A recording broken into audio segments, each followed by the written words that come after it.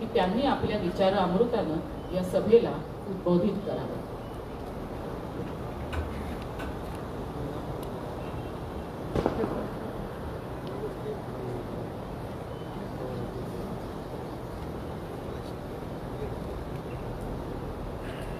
भारत सरकार ने, हिंदी में चलेगा ना आपको? भारत सरकार में जो आरोग्य मंत्री है हमारे देश के आदरणीय मनसुख भाई मंडाविया जी,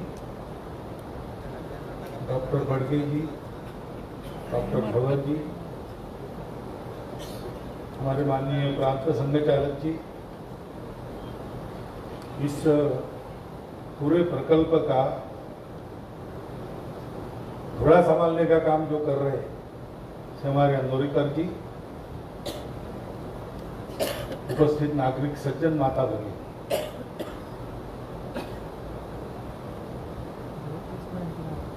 स्वास्थ्य इस सभी की दृष्टि से बहुत महत्व का विषय है. गीत सुना आपने, निरामय शब्द सुना, निरामयाची उपासना. तो हमारा जो विश्व कल्याण की प्रार्थना वाला मंत्र है, उसमें भी हम कहते हैं सर्वेपि सुखिनः सन्तु, सर्वे सन्तु निरामयाः, सर्वे भद्राणि पश्यन्तु, मा कश्चित् दुःखभाग् भवेत्. सब लोग सुखी हो, इसका मतलब है कि कहीं पर दुख न रहे.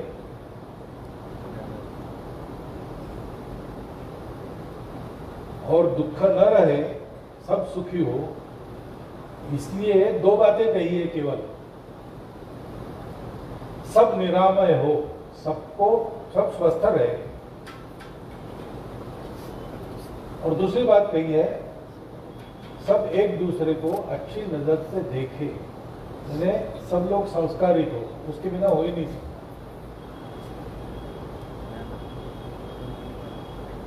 तो दो विषय इसमें आते हैं मनुष्य जीवन को सुखी बनाना है तो स्वास्थ्य और शिक्षा. शिक्षा यानी लेटर्स नहीं, शिक्षा यानी डिग्री नहीं, शिक्षा यानी संस्कार है.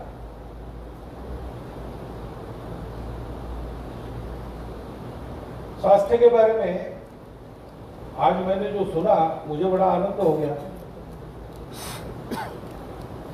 मुझे 2017 में नागौर की प्रतिनिधि सभा में संघ ने जो प्रस्ताव पारित किया था स्वास्थ्य के बारे में, उसका स्मरण हो गया.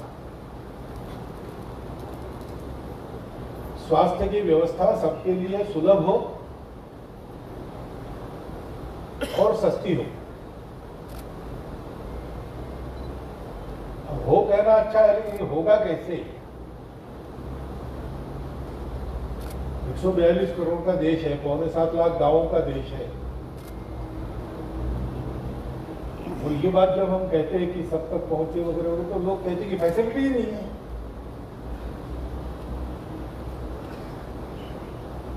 फैसिलिटी बाद में आती है, पहले मनुष्य आना चाहिए. फैसिलिटी लाने वाला मनुष्य है ना. कहानी आप सबको पता है कि बचपन में कौरव पांडव गुल्ली डंडा खेल रहे थे. वो गुल्ली एक ने मारा टोल तो कुएं में जाकर गिर गई. वो कैसे निकालना? वो बड़ा गहरा है, खाली है, पानी नहीं है, लेकिन उसको निकालने के लिए कैसे अंदर होता? उनको एक तपस्वी से कोई दिखे वहां, उन्होंने पूछा आप कौन है? उन्होंने कहा मैं द्रोणाचार्य हूं. आप कौन है? तो हम राजकुमार हैं. कौरव पांडव हम है. क्या कर रहे हैं? खेल रहे हैं, लेकिन वो गुल्ली गिर गई कुएं में, उसको निकाल नहीं सकते. तो क्यों नहीं निकाल सकते? निकाल सकते हैं. अब फैसिलिटी नहीं थी, लेकिन द्रोणाचार्य ने दर्भ को अभिमंत्रित करके उस पर छोड़ा बाण जैसा, और दर्भ को दर्भ ऐसा लगा के उसको खींच लिया. अब ऐसा हुआ कि नहीं मालूम नहीं, लेकिन बोध हो तो स्पष्ट है. करने वाला हो तो काम होता है. तो करने वाले चाहिए, और उनके पास ज्ञान चाहिए।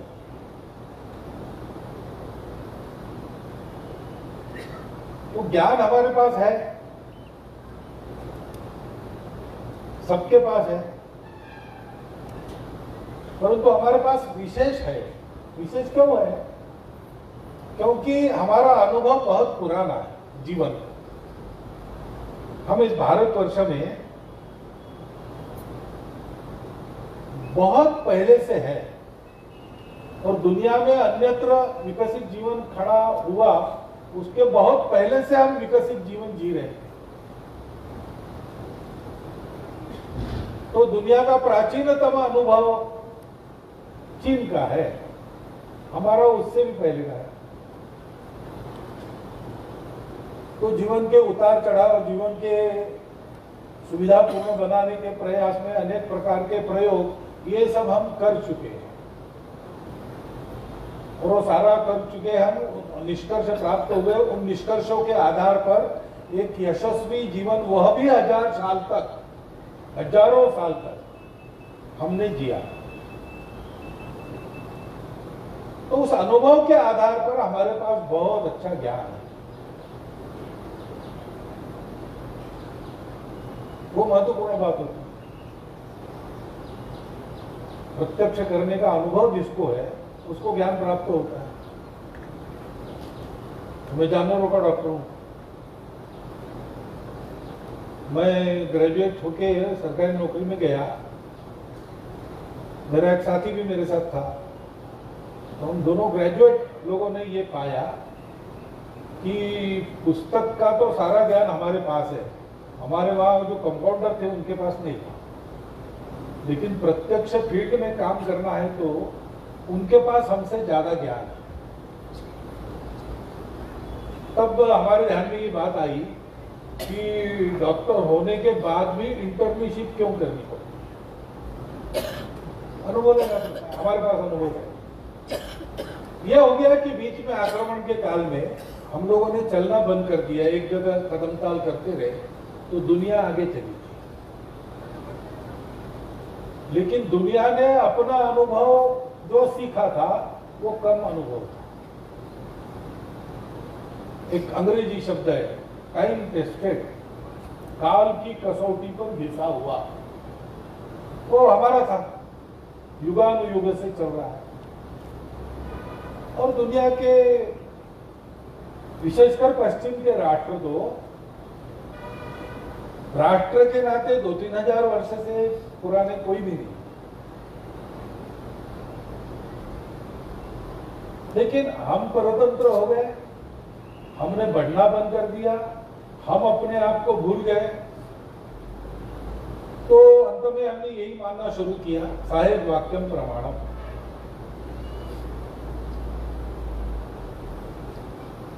अब ये बात है कि ज्ञान के आधार पर दुनिया बहुत आगे बढ़ गई है, वो भी ज्ञान है। और दूसरी बात यह है जो डॉक्टर बड़गेज ने कही कि आयुर्वेद में बहुत सी अच्छी बातें हैं, लेकिन आज की दुनिया को समझ में आए उस प्रकार उसको प्रेजेंट करना पड़ेगा। इसलिए ट्रीटमेंट करो और रिकॉर्ड भी बनाओ।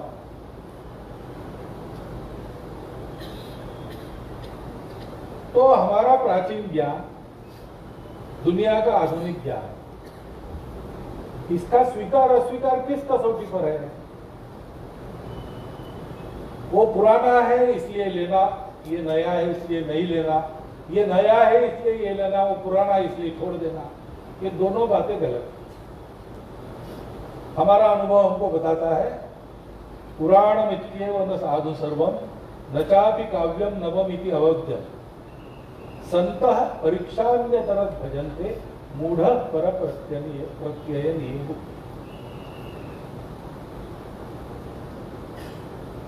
तो पर प्रत्यय से करना ये मूर्खता है। सबकी बातों को सुनो, उसका विचार भी करो, तर्क भी करो क्या हो सकता है, लेकिन प्रत्यक्ष अनुभव लेके परीक्षा करके बाद में स्वीकार करो या अस्वीकार, यह तरीका।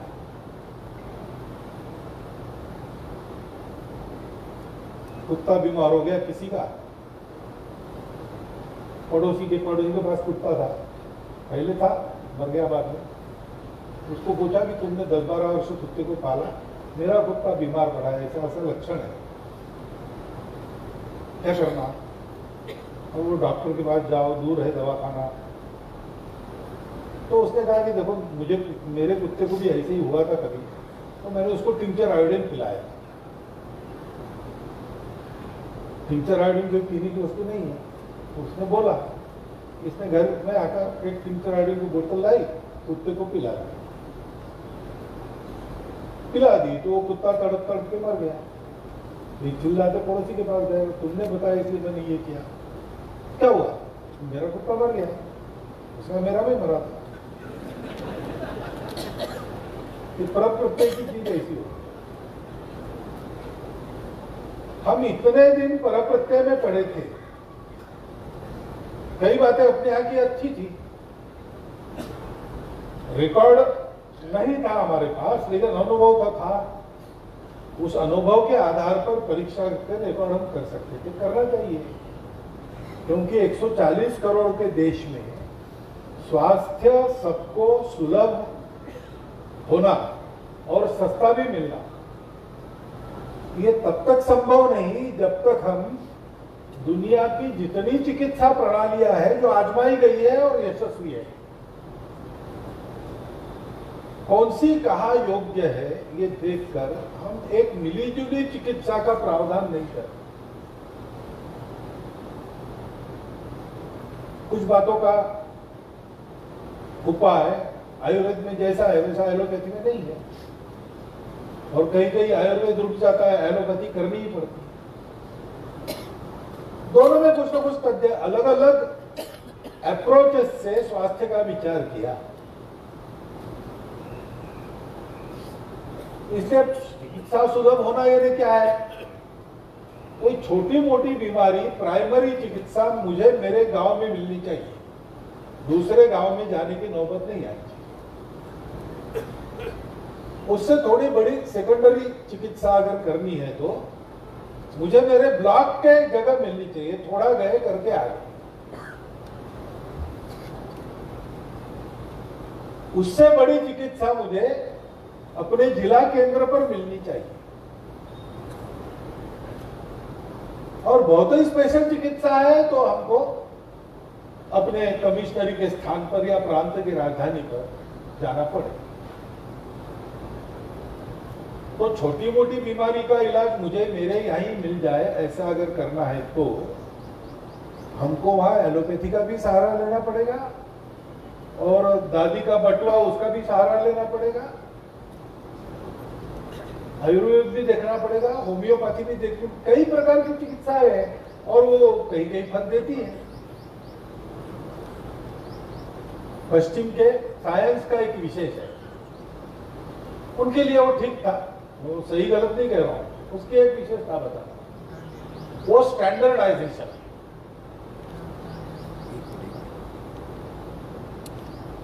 एपीसी लो, आपका सरदर्द बंद हो जाए, सब मनुष्यों के लिए एक ही उपाय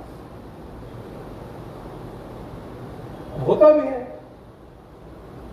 लेकिन हमारी चिकित्सा का विशेष है, हमारे यहाँ कस्टमाइजेशन। हमारी परंपरा विचार करती है कि आदमी कौन है, कौन सी प्रकृति का है, उसको क्या देना चाहिए। एक ही बीमारी, एक ही प्रकार की, उतनी ही तीव्रता की मेरे में और मेरे पड़ोसी में है। हम दोनों आयुर्वेद के वैद्य के पास जाते हैं तो पहले नाड़ी देख के दोनों को अलग अलग बताता है, और दवाई भी किसको कहाँ की लगेगी। और कुछ दवाई पुरानी हो जाने के बाद काम नहीं करती, कुछ दवाई सदा काम करती। बहुत सारी बातें ऐसी है, उसके आधार पर हमको रोगी को देखकर उसकी चिकित्सा करनी पड़ती है, केवल रोग को देखकर नहीं होता है। कि हमारे यहाँ कस्टमाइजेशन। तो हमको अगर इस प्रकार की चिकित्सा की उपलब्धता सर्वदूर करनी है तो सब बातों का विचार करते हुए सर्वत्र इन सब प्रकारों की चिकित्सा उपलब्ध है, जो आजमाई है वो करना पड़ेगा। अब आयुष मंत्रालय वही करता है, फिर मुझे आनंद हुआ डॉक्टर बड़गे का भाषण सुनकर ज्यादा हुआ, क्योंकि जो पूरा विषय उन्होंने रखा है वही मेरे भी मन में, हमारे मन में, उस प्रस्ताव में भी इसी प्रकार की बात कही है। और हम कहते तो बात अलग है, लेकिन उस क्षेत्र के जानकार लोग जब ये कहने लगते हैं तो फिर परिवर्तन आने की संभावना बड़ी प्रबल हो जाती है, और वो आने की आवश्यकता है। स्वस्थ भारत को खड़ा करना ही है, क्योंकि भारत स्वस्थ होगा तो भारत विश्व गुरु बनेगा।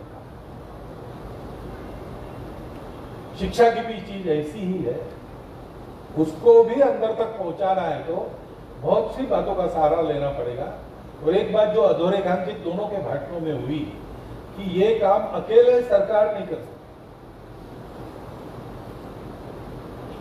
जनता के सहभाग के बिना, समाज के सहयोग के बिना ये नहीं हो सकता। और इसलिए कठिनाई कहाँ आती है? कठिनाई तंत्र की है। जानने वाले लोग हैं, लेकिन जिनको कार्रवाई करनी है उनके दिमाग में क्या है,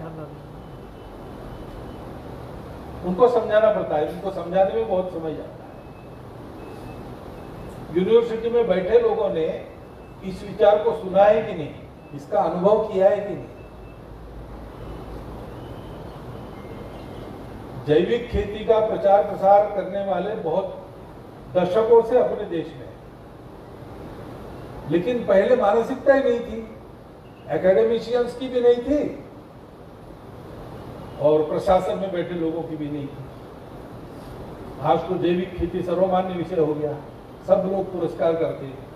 लेकिन ये विदर्भ में एक नायडप काका थे, नारायण देवराव पांडे, उन्होंने गोबर से खत बनाने की एक विधि निकाली, उसके प्रत्यक्ष प्रयोग किए, डॉक्यूमेंटेशन भी किया, सब था उनके पास। जिस आधार पर कोई वस्तु शास्त्र में मान्य होती वो सब था। वो लेके सेक्रेटरीट में गए, भाई किसान अपना घर में खाद तैयार कर सकता है, फर्टिलाइजर इंपोर्ट करने की जरूरत नहीं, रासायनिकों से दुष्परिणाम से भी लोग बचते हैं और हमारा इंपोर्ट वो बच जाता है। तो मंत्रियों से परिचय था, इसलिए सेक्रेटरी को सुनना पड़ा। लेकिन सुनने के बाद वो कमरे के बाहर गए तो उन्होंने वो फाइल उठा के कचरे के बास्केट में डाली। तो ये मन ये बड़ा है, आखिर सारी बातें मन के भाव से निकलती। हम लोग संघ के लोग काम करते रहते हैं ना, हिंदू समाज को एक बनाने का, लेकिन वो जात पात की बात आती ही है, कई बातें होती है। तो हमारे कार्यकर्ता भी बोलते कि कितने दिन करना, ये तो कुत्ते की पूंछ को सीधी करने जैसा काम है, सब इस विशाल समाज को एक बना।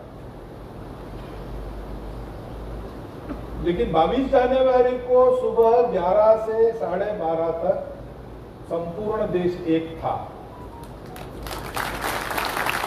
ये कैसे हो गया? तो मन का भाव जगा, जो देश के मन में भाव है उसी का वर्णन हम कर रहे थे, उसी के लिए कह रहे थे। लेकिन बहुत कठिन था, आगे बढ़ रहे थे धीरे धीरे, बहुत परिवर्तन आया, लेकिन फिर भी बहुत ज्यादा बाकी भी है। तो कार्यकर्ताओं के, सामान्य कार्यकर्ताओं के मन में होगा कि नहीं, ये प्रश्न कायम रहता है। लेकिन एक क्षण आता वो भाव जब गया तो हम देखते हैं कि सारा देश एक है, अयोध्या में पूरे देश का प्रतिनिधित्व है और संपूर्ण देश में घुमंतु लोगों के पालों पर, कांडों पर भी वही बात है। उस समय दूसरा कोई व्यक्ति दूसरा कुछ नहीं सोचा। ऐसा ही जब अपने देश पर आक्रमण होता है तब हो जाता है, क्योंकि मन का भाव जाता है, देशभक्ति जागती है, हमारी संस्कृति की परंपरा मन में जागती है, तो देश एक होकर काम करता है। तो ये बौद्धिकों में समझाने की आवश्यकता है और मनुष्यों के मन में भाव जागरण की आवश्यकता है। ये दोनों जब साथ चलेगा, उसके साथ शासन प्रशासन चलेगा, तो बहुत परिवर्तन आएगा।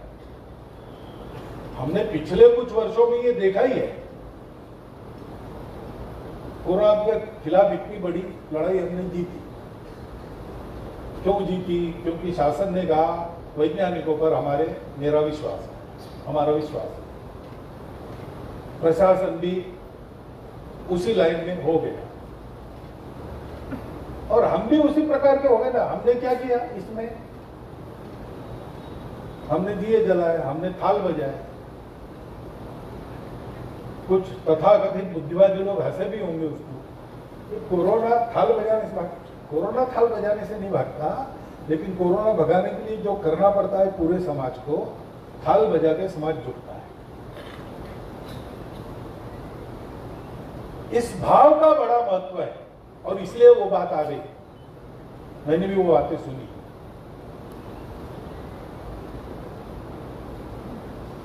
यूरोप अमेरिका की जमीन बहुत देती नहीं, जमीन के आधार पर पूरा जीवन नहीं निकाल सकते, तो व्यापार करना पड़ता। व्यापार करेंगे तो इंग्लैंड की जमीन में क्या होता है? कुछ नहीं, बहुत नहीं कुछ होता है, लेकिन इंग्लैंड में मिलती नहीं है ऐसी चीज नहीं। सारी दुनिया भर की चीजें 12 महीने वहां उपलब्ध रहती है। क्यों? उतना पैसा वो खर्चा करते हैं। पैसा कहां से आता है? व्यापार से आता है। उन्होंने यही किया है, जहाजों में बैठकर देश विदेश जाना, व्यापार करना। तो सारी बातों को देखने की दृष्टि ही व्यापारी बन जाती है। तो जीवन क्या है? जीवन भी एक सौदा है, कॉन्ट्रैक्ट है। सब अलग अलग है। सर्वाइवल के लिए आवश्यकता होती है, उनके साथ संबंध बनते हैं। नहीं होती है, उनके साथ संबंध नहीं बनते। जो आड़े आते हैं उनके साथ शत्रुता।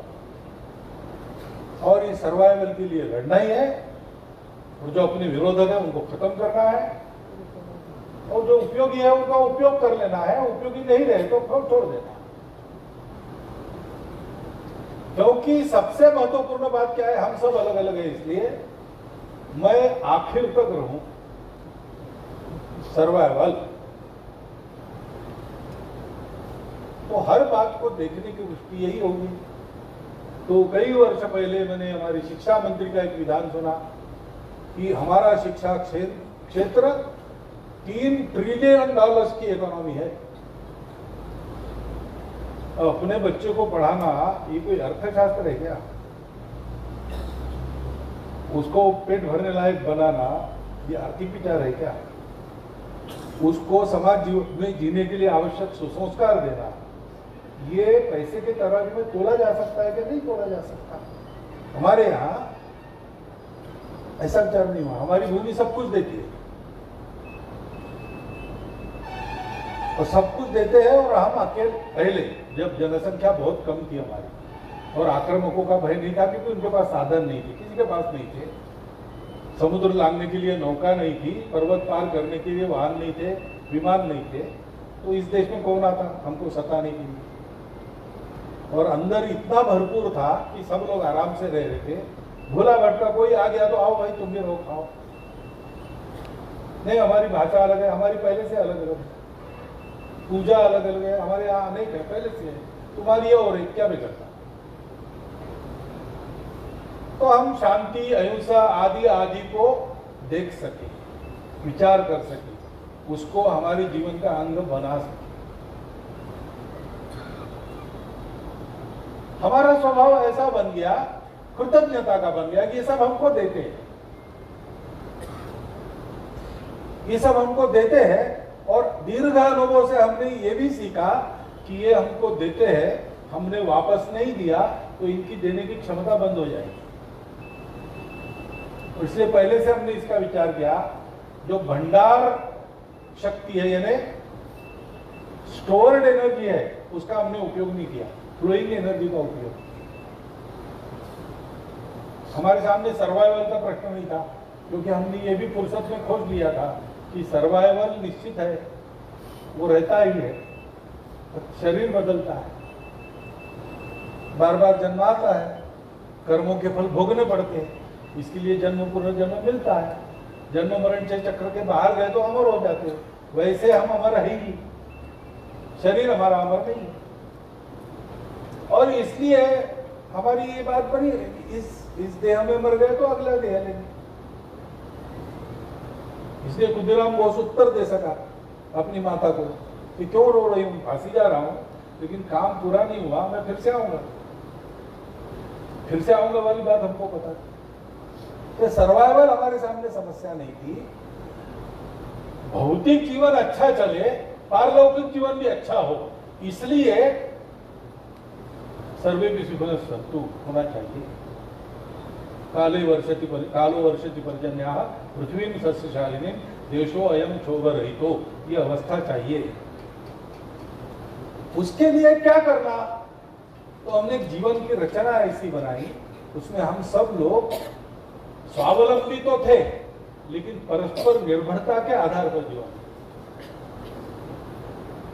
और इस निर्भरता को हम डिपेंडेंस नहीं कहते थे, इसको बनाए रखने वाले काम को हम कहते थे ये धर्म है, जो सबको जोड़ता है, सबको ऊपर उठाता है।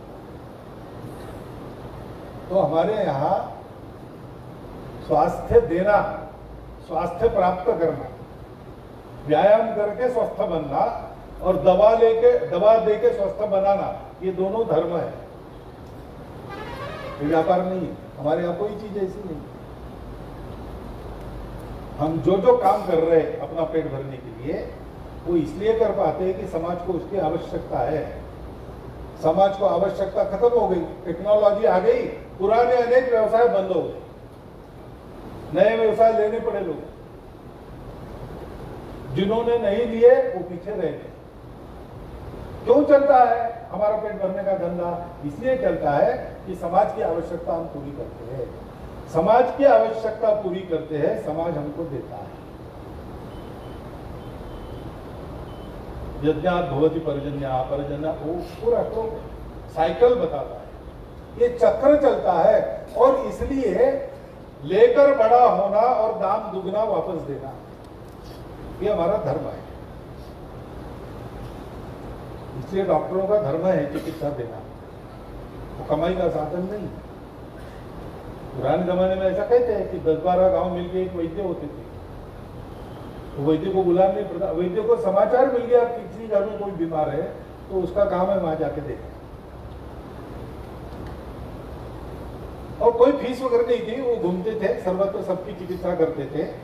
साल में एक बार लोग उनका घर भर देते थे अपनी अपनी हैसियत से, उनकी आजीविका चलती। एक व्यक्ति से लेकर सृष्टि तक इस परस्पर निर्भरता को जीवन के हमने पहचाना और उस नियम का धर्म बनाया। उस प्रवृत्ति से शासन, प्रशासन, जानकार लोग और सामान्य लोग, ये सब जब इस क्षेत्र में सारी दुनिया का उपकार करने के लिए अपने देश को समर्थ बना रहा है, ये सोचकर चलेंगे, तो ये समस्या ठीक हो जाएगी। मैंने आपको ये सब कठिन शब्दों में बताया है, आपने आसान शब्दों में पहले 2 भाषणों में यही सब सुना है। लेकिन अब ये धर्म करो करो करने से नहीं होता, उदाहरण चाहिए, आदर्श है। धर्माचरण कैसे करना, इसके एक से एक उत्तुंग आदर्श हमारे यहाँ सर्वत्र है।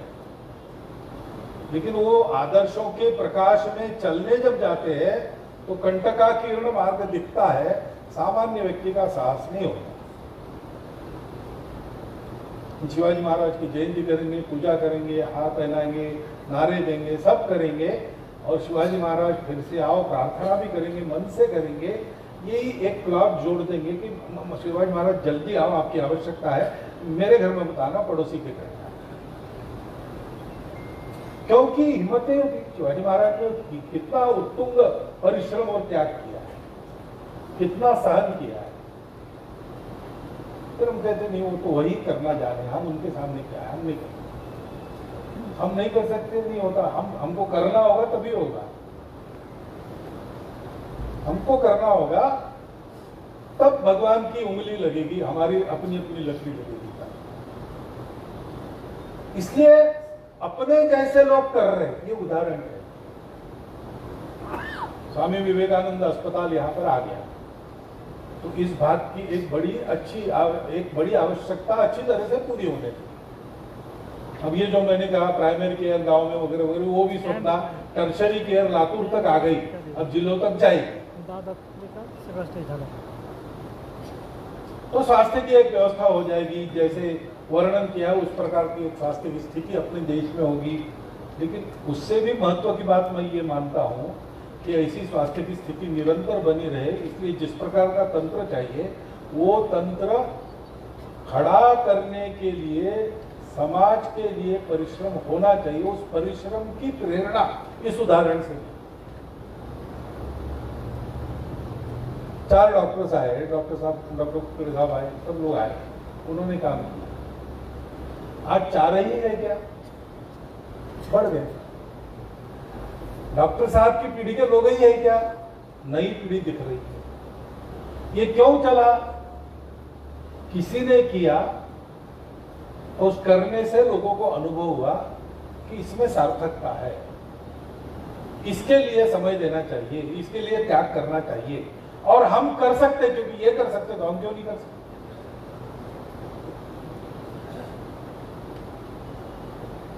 अपने आप तीर्थ कहते हैं, तीर्थों में स्नान करने से आदमी पुण्यवान हो जाता है, उसमें पवित्रता आ जाती है। ये क्या होता है? ये इसी होता है। स्नान करना महत्व की बात नहीं, वहां जल होना महत्व की बात नहीं, वहां किसी महात्मा की तपस्या रहती है। उस तपस्या के फलों का, उस तपस्या के आधार पर जीवन जीने वालों का, अपने जैसे लोगों का वहां दर्शन होता है। स्नान के साथ साथ ये जब देखते हैं तब अपने मन का सारा कली कलमश हट जाता है, और हम भी एक स्वार्थी मानव से दूसरों का विचार करने वाले, उनके लिए छोटा मोटा कुछ करने वाले, अपनी शक्ति लगा देने वाले वास्तविक अर्थ में मनुष्य बन जाते हैं। ये काम ऐसे केंद्रों से होता है। ये आधुनिक काल में हमारे लिए तीर्थ है। यहाँ आना, स्नान करो ना करो, लेकिन यहाँ देखना, यहाँ जो ऊर्जा है, यहाँ जो उस विचार का वातावरण है, उसमें अपने आप को सराबोर कर लेना और थोड़ा चिंतन करेंगे तो इसमें हमारा कर्तव्य बहुत हमको प्राप्त हो। यह होना चाहिए। और इसलिए अभी यहां तक आ गए, आनंद का विषय तो है ही। हम काम कर रहे हैं, वो बढ़ रहा है। हम काम कर रहे हैं, उसमें सामान्य लोग भी सहभागी हो रहे हैं, अपना हाथ लगा रहे हैं।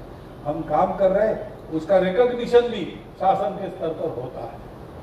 हम जिस दिशा में चल रहे हैं, आज लोग भी उस दिशा में विचार कर रहे हैं। ये अच्छी बात है। लेकिन ये सब होगा ही, हम जो कर रहे हैं उसके कारण यही होगा। और हम क्या कर रहे हैं? हम ये कर रहे हैं कि हम अपना कर्तव्य जानकर समाज के लिए स्वयं का विचार छोड़कर जितना अधिकतम हो सकता है उतना कर रहे हैं। और ये हम कर रहे हैं तो वो सब और फैल रहा है। तो ये काम निरंतर चलना चाहिए। स्वामी विवेकानंद ने भारत के अभ्युत्थान की बहुत चिंता थी उनको, उसके लिए भारतवासियों को बहुत कुछ बताया उन्होंने, लेकिन सारा उसमें क्या बताया? उनका वो कोटेशन प्रसिद्ध है, शब्दशः मुझे स्मरण नहीं है, भाव मैं बताता हूं। हे भारतवर्ष, तुम अपने को बड़ा करने के लिए दुनिया में बड़े होने वाले नहीं हो। तुम काली माता की बलिवेदी पर बांधे हुए बलि पशु हो। तुम्हारा जीवन दूसरों के लिए है, विश्व कल्याण के लिए हलाल पीने वाले शिव तुम्हारे आदर्श है। उनकी शक्ति की तुम उपासना करो, कायरता छोड़ दो। निर्भयता ही जीवन है, कायरता मृत्यु है। प्रार्थना करो माती की, हे मातेश्वरी मुझे शक्ति दो, मेरी दुर्बलता हटाओ, मुझे मनुष्य बनाओ मां, मुझे मनुष्य बनाओ। हमारे लिए ये प्रार्थना है, हमको करने की ये प्रार्थना है, हमको बनने का ये काम है। भारतवर्ष को विश्व गुरु बनाना है। तो उसका दृश्य रूप तो हम बता ही सकते हैं, टेक्नोलॉजी ऐसी रहेगी, ये रहेगा, वो रहेगा, लेकिन इन सबके मूल में क्या है? भारतवर्ष का समाज आहार निद्रा भय मैथुनंच इतना भर जीने वाला पशु समाज नहीं है।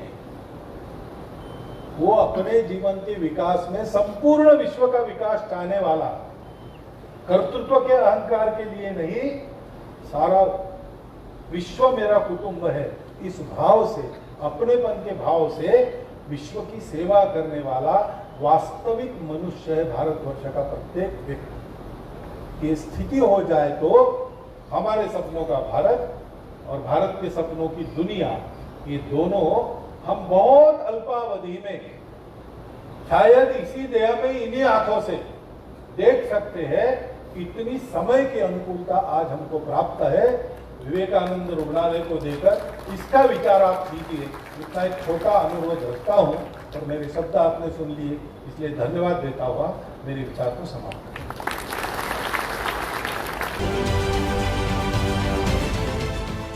देश विदेशातील प्रत्येक घडामोडींचे लाईव्ह अपडेट मिळवण्यासाठी आता साम टीव्हीच्या सर्व सोशल मीडिया प्लॅटफॉर्मला लाईक, फॉलो आणि सबस्क्राईब करा। तसंच सर्व नोटिफिकेशनसाठी बेल आयकॉन प्रेस करायला विसरू नका।